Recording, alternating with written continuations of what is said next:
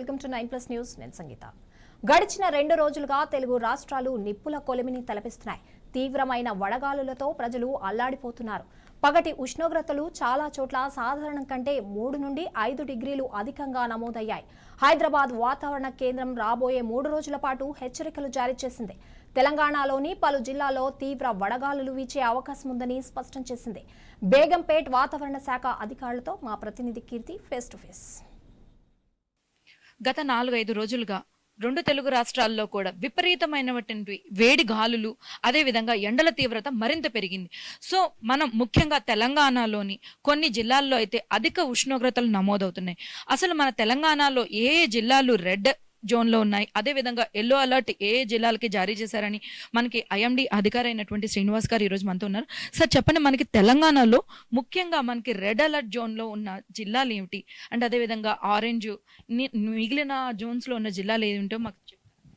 మనకి ముఖ్యంగా గత 5-6 రోజులు బట్టి కూడా ఉత్తర తెలంగాణ అలాగే తూర్పు తెలంగాణ జిల్లాలో ఈ హీట్ వేవ్ పరిస్థితులు అంటే 45 డిగ్రీల పైబడి టెంపరేచర్లు కొనసాగుతున్నాయి. మామూలుగా ఒక 2 రోజులు కొనసాగితే మనం ఆ ప్రాంతం హీట్ వేవ్ ప్రభావితం అని పేర్కొంటాం. అయితే 4 నుంచి 5 రోజులు కూడా కొనసాగినట్టయితే అది యాక్చువల్గా సివియర్ హీట్ వేవ్ కంటా కూడా ప్రమాదకరం. అంటే సివియర్ హీట్ వేవ్ అంటే మనకి 47.5 డిగ్రీలు దాటితే సివియర్ హీట్ వేవ్. ప్రస్తుతం రాష్ట్రంలో ఎక్కడ 47.5 డిగ్రీలు రానప్పటికీ 45-46 డిగ్రీలు 4 నుంచి 6 రోజుల పాటు కొనసాగుతున్న ప్రాంతాలు ఉన్నాయి. ఇటువంటి హీటు అలాగే మనకి నైట్ టైం కూడా దీనివల్ల ఏమవుతుందంటే నైట్ టెంపరేచర్స్ కూడా ఫాల్ అవడం లేదు. నైట్ కూడా మనకి అర్ధరాత్రి వరకు 35 డిగ్రీ నుంచి 36 డిగ్రీల వరకు టెంపరేచరు, తెల్లవారుజామున ఎప్పుడో 30 డిగ్రీల వరకు దిగుతుంది తప్పించి ఈ నైట్ టెంపరేచర్లు కూడా చాలా ఎక్కువ ఉంటున్నాయి. దీనివల్ల పగటిపూట కంటే నైట్ టైం కూడా ఇబ్బందికర పరిస్థితులు ఉండే అవకాశం ఉంది. సో ఈరోజు రేపు మనం కొన్ని జిల్లాలకి రెడ్ అలర్ట్ పెట్టడం జరిగింది, కొన్ని జిల్లాలకి ఆరెంజ్ అలర్ట్ పెట్టడం జరిగింది. ఈ రోజు చూసినట్టయితే రెడ్ అలర్ట్ లో ఉన్న జిల్లాలు మనకి పెద్దపల్లి, జయశంకర్, భూపాలపల్లి, ములుగు, భద్రాద్రి కొత్తగూడెం, ఖమ్మం ఈ జిల్లాల్లో రెడ్ అలర్ట్ కొనసాగుతుంది. మిగిలిన జిల్లాలు ఇటు కరీంనగర్, హన్మకొండ, వరంగల్, మహబూబాబాద్, సూర్యాపేట, నల్గొండలో ఆరెంజ్ అలర్ట్ ఉంటుంది. ఉత్తర తెలంగాణలోని మిగిలిన జిల్లాలు ఆదిలాబాద్, నిజామాబాద్, నిర్మల్, జగిత్యాల, రాజన్న సిరిసిల్ల ఈ ప్రాంతంలో ఎల్లో అలర్ట్ ఉంటుంది. రాష్ట్రంలోని మిగిలిన అన్ని జిల్లాల్లోనూ కూడా 41 నుంచి 44 డిగ్రీల వరకు టెంపరేచర్ కొనసాగే అవకాశం ఉంది.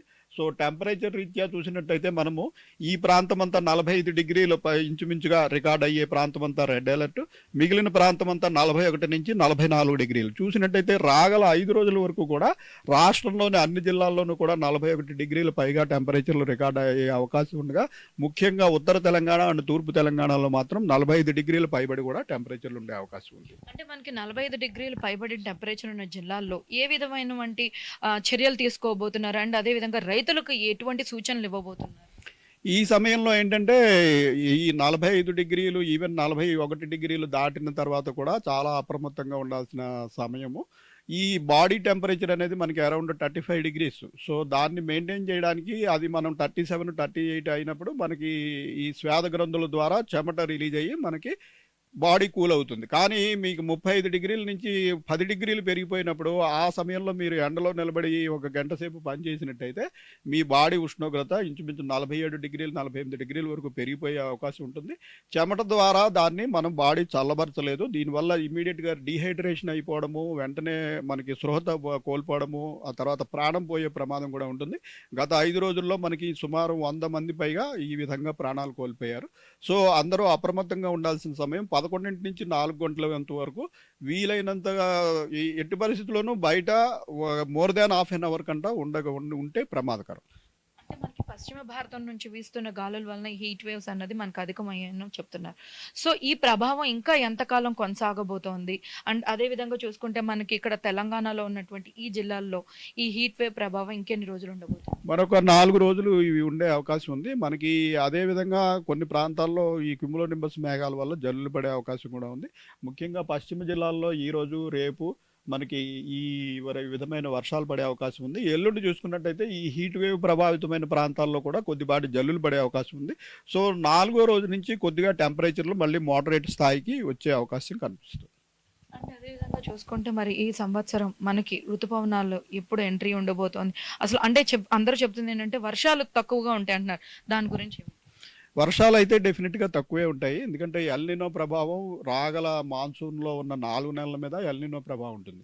అయితే ఎల్నినో ఈ మాన్సూన్ ముందొచ్చిందా తర్వాత వచ్చిందా అన్న దాని మీద ఓవరాల్ మాన్సూన్ రెయిన్ఫాల్ ఆధారపడదు. ఒక వారం ముందు వచ్చినంత మాత్రాన ఆసారి మాన్సూన్ అంతా బాగుంటుందని కాదు.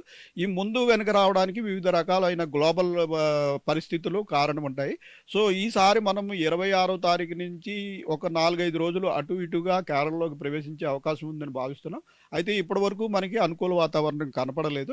సో ఇంచుమించు 30వ తారీఖు వరకు కూడా మనకి కేరళని తాకే అవకాశం ప్రస్తుతం కనిపించడం లేదు.